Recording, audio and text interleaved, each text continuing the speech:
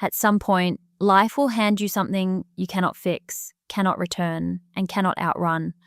A person gone, a version of yourself that no longer exists, a chapter that closed before you were ready.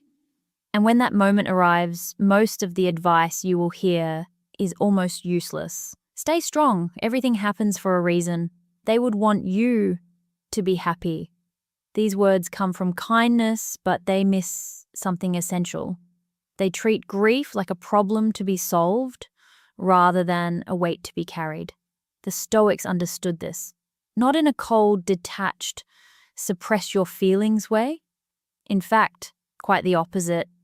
What they offered was something rarer and more honest than most modern advice ever gets.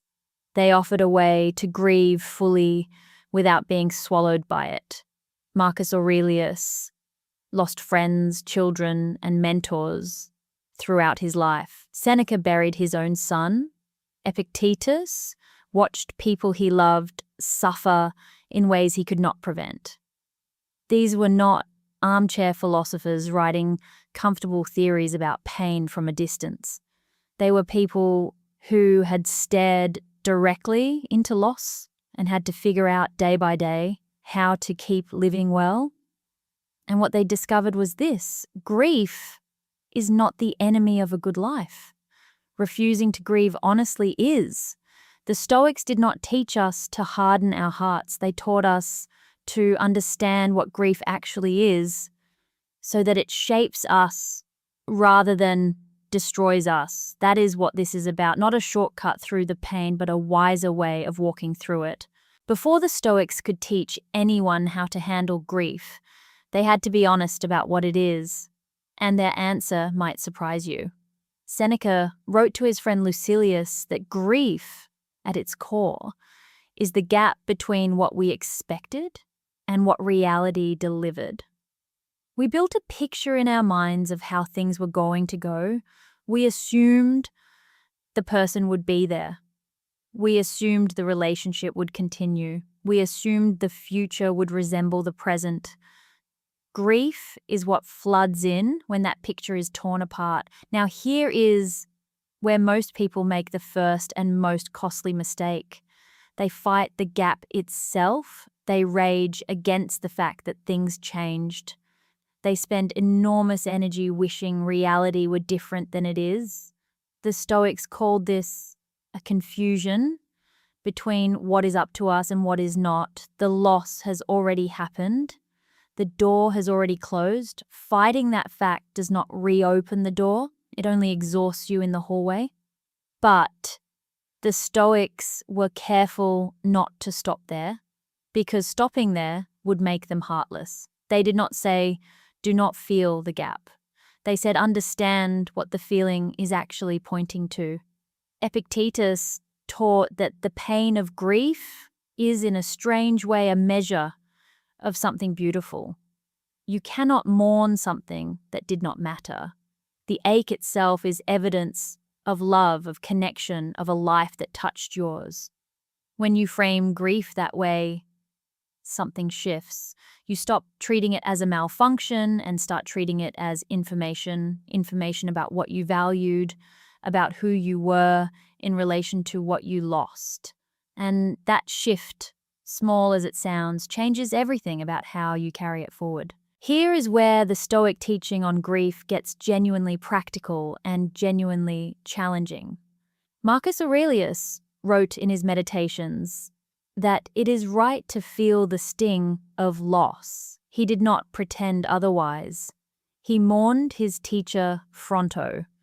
He wrote about the brevity of human life with raw emotion, but he also drew a careful line, a line most of us never learn to see. The line between healthy mourning and what Seneca called self-indulgent suffering. Healthy mourning is the natural, honest response to loss. It moves, it flows, it rises in waves and then recedes.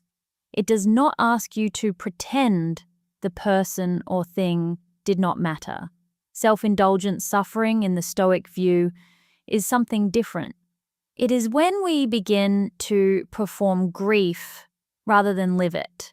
When we replay the loss obsessively, not because it helps us process it, but because some part of us believes that suffering harder proves we loved more deeply. When we begin to build an identity around the wound so that we become the grieving person rather than a person who has grieved. Seneca was direct about this in his letter to Marcia, a woman who had lost her son and was still paralyzed by grief years later. He told her, with compassion and honesty, that prolonged grief of that kind was no longer about her son. It had become about her own resistance to acceptance. That is a hard thing to hear.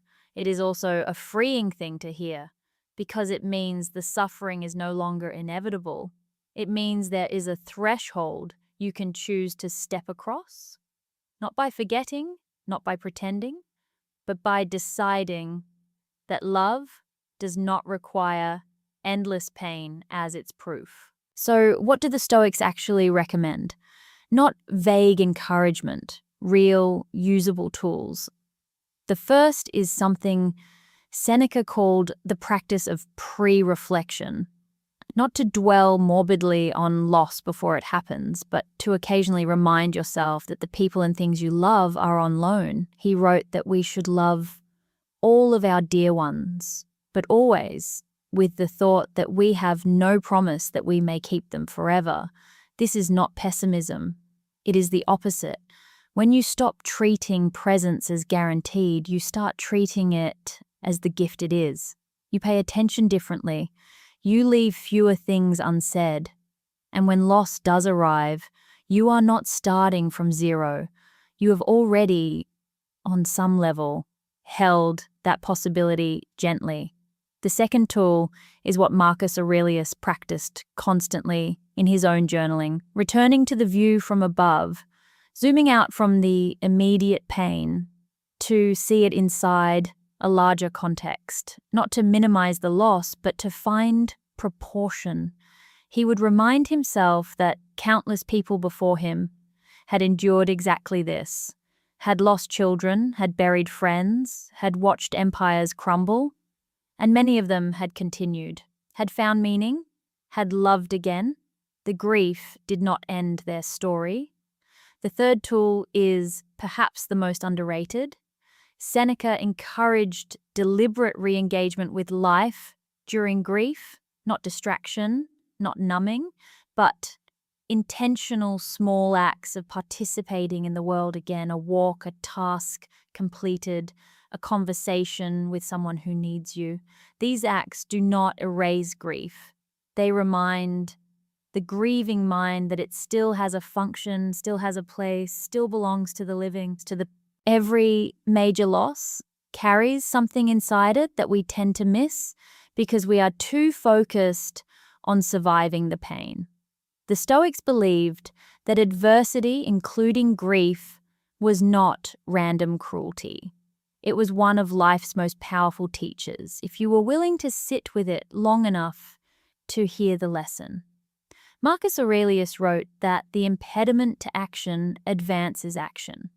What stands in the way becomes the way. Grief stands in the way of the comfortable, unexamined life. It forces questions that convenience lets us avoid. What truly matters to you?